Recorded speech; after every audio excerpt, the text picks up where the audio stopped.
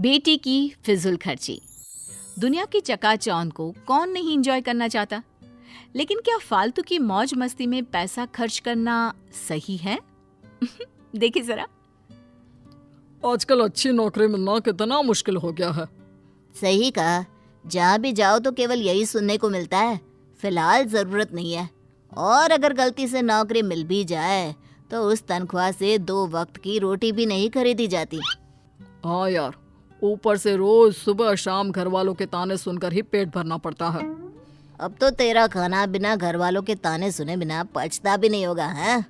क्यों, तेरे घर वाले कुछ नहीं कहते? कहते तो हैं, पर क्या करें, कानों को सुनने की आदत हो गई है। अच्छा, तुम्हें एक ज़रूरी चीज़ बताना तो भूल ही गया। कल ना मुझे कमल का फ़ोन आया था। कौन कमल? जो उस मोटे सेठ के दफ्तर में काम करता है? उसने बताया कि उसकी फैक्ट्री में कुछ काम है, उसे आदमियों की ज़रूरत है और तनख्वाह भी अच्छी है, तो चलते हैं क्या?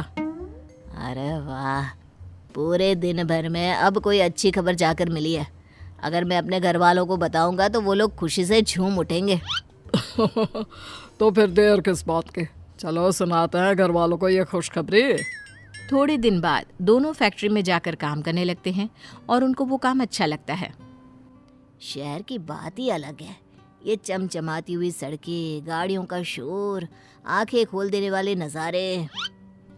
शहर की इसी चकाचौंध में लोग अक्सर फंस जाते हैं मेरे दोस्त, तुम ये मत करना। क्यों, शहरों में क्या खराबी है? हमारी सारी ज़रूरतों का सामान यहीं मौजूद है और मैं तो खूब पैसे कमाऊंगा और यहीं एक अच्छा सा घर देखकर अपने परिवार के साथ बस भी जाऊंगा। पर उसके लिए मेरे दोस्त हमें बहुत सारे पैसे कमाने होंगे, और पैसे कमाने के लिए हमें मुंह कम हाथ ज़्यादा चलाने होंगे।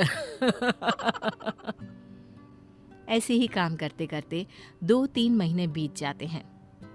काम करते करते पता ही नहीं चला कब 3 महीने बीत गए। अब तो घर वालों की बहुत याद आती है। माँ सही कहा, कल माँ से बात हुई तो माँ भी यही पूछ रही थी, घर कब आ रहा है? क्यों ना हम 4-5 दिन की छुट्टी लेकर गांव हुआ है। और हाँ, उससे पहले एक दिन बाजार जाकर घर के लिए कुछ सामान ले आएंगे। गांव में तो आधा सामान मिलता है, आधा नहीं। और मैंने सुना है शहर के बाजार बहुत बड़े और सुंदर होते हैं, वहाँ तरह तरह की दुकानें होती हैं। ठीक है, कल छुट्टी की अर्जी देने के बाद बाजार चलेंगे।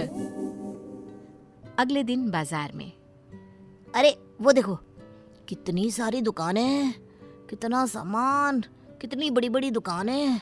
अरे देखो तो कितना सुंदर लग रहा है। अच्छा, पहले वो सामान ले ले जो लेने आए हैं। हाँ हाँ, क्यों नहीं। फिर उस दुकान से शुरुआत करें क्या? नहीं, मुझे लगता है उस दुकान से, वहाँ से हमें सस्ता और अच्छा मिलेगा। और तुम्हें ऐसा क्यों लगता है? क्या वो दुकान तुम्हारे रिश्तेदार की है? नहीं, तुम्हारे। अरे दिमाग के पैदल इंसान, क्योंकि वहाँ पर ज्यादा भीड़ है और दुकान में डिस्काउंट का ऑफर चल रहा है। तुम्हें तो सब पता है यहाँ के बारे में। अब चलोगे भी? हाँ हाँ चलो। अरे बस भी करो, कितना सामान लोगे?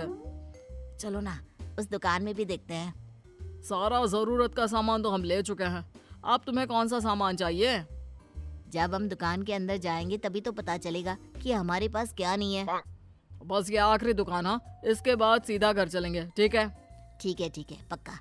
अब चलोगे भी अंदर? तुम्हें नहीं लगता कि तुमने आज काफी खरीदारी की है? मुझे तो और भी करनी थी, पर सोचा आज के लिए इतना काफी है। मुझे तो लगा कि तुम थोड़ी देर बाद मुझसे पैसे मांगने लगोगे। अरे वो तो मैं भूल ही गया था। मजाक कर रहा हूँ। फिर कभी आएंगे। आज सच में बहुत मजा आया। वैसे घर वाले अपने लिए तोहफे देखकर बहुत खुश हो जाएंगे। खरीदारी तो हो गई भाई, अब पेट में चूहे दौड़ रहे हैं, चलो कुछ खा लेते हैं। ठीक है, चलो वहीं खा लेते हैं। खाना कितना अच्छा था, मेरा तो पेट फुल भर गया है। रोजाना कैंटीन का वो बेस्वाद खाना खाकर मेरा मुंह भी बेस्वाद हो गया था। आज कुछ स्वादिष्ट खाकर दिल को सुकून मिला। रोज ऐसा खाने को मिले, क्या मजा आ जाए। कैंटीन का खाना तो ठीक ही होता है, हाँ आज का खाना उससे ज्यादा स्वादिष्ट था, मानना पड़ेगा। उस दिन से सुरेश कई बार बाजार जाता खरीदारी के लिए और साथ साथ बाहर से ही खाना खाकर आता। सुरेश, तू कल शाम को कैंटीन में खाने को नहीं आया। मैंने बहुत देर तक तेरा इंतजार किया। फिर किसी ने कहा कि तू बाजार गया है। अभी कुछ दिन पहले ही तो तू बाजार गया था, कल फिर से क्यों गया?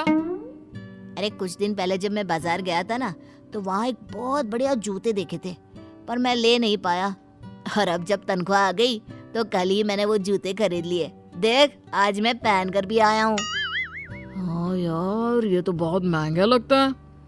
लग कैसे रहे, आजकल ना मार्केट में बहुत चल रहा है, ज्यादातर लोग यही जूते खरीद रहे हैं। लेकिन तुम्हारे पास तो जूते हैं ना, तो फिर ये नए जूते क्यों? अरे क्योंकि ये आजकल ट्रेंड में चल रहा है। छोड़ो, तुम नहीं समझोगे। लेकिन तुम अपनी सारी कमाई बेफिजुल की चीजों में खर्च कर रहे हो। बेफिजुल कहा, जूते ही तो लिए और एक आध सामान बस। कुछ दिनों बाद अरे वहाँ के छोले पूरी इतने अच्छे थे, क्या बताओ सच में। क्या बता रहे हो? जरा हमें भी बताओ। कल ना मैं बाजार गया हुआ था, वहाँ मैंने छोले पूरे खाई, बहुत ज्यादा स्वादिष्ट थे। तू कल फिर बाजार गया था? तुझे नहीं लगता तू कुछ ज्यादा ही बाजार जाने लगा है और बेफिजुल की चीजों में अपनी कमाई उड़ा रहा है? अरे तू फिर से शुरू हो गया। तुझे इतनी दिक्कत क्यों हो रही है? तू तो ऐसे बोल रहा है जैसे तेरी कमाई उड़ा रहा हूँ। अरे अपनी कमाई से तो खा रहा हूँ ना।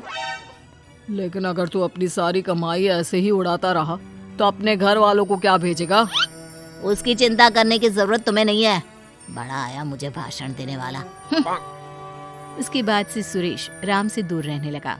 कुछ महीनों बाद दोनों अपने घर जाते हैं। अरे तुमने सविता का घर देखा? उसने कितना शानदार घर बनवाया है। हाँ, मैंने देखा। जैसा मकान शहरों में देखने को मिलता है ना। मैंने सुना है उसका बेटा राम शहर में नौकरी करता है, उसी की वजह से वहाँ एक पक्का मकान बनवा पाए। अब हर किसी की किस्मत सविता की तरह थोड़ी ना है। इतना मेहनती बेटा, नहीं तो काम तो सुरेश भी वही करता है, पर क्या करे, उसने अपनी सारी कमाई फिजूल की चीजों में खर्च कर दी। दूर से सुरेश सब बातें सुन रहा होता है। काश मैंने तब राम की बात मान ली होती तो आज ये सब सुनना नहीं पड़ता। अब पछताने से क्या फायदा दोस्त, तुम अपना पैसा फिजूल चीजों में बहा चुके हो।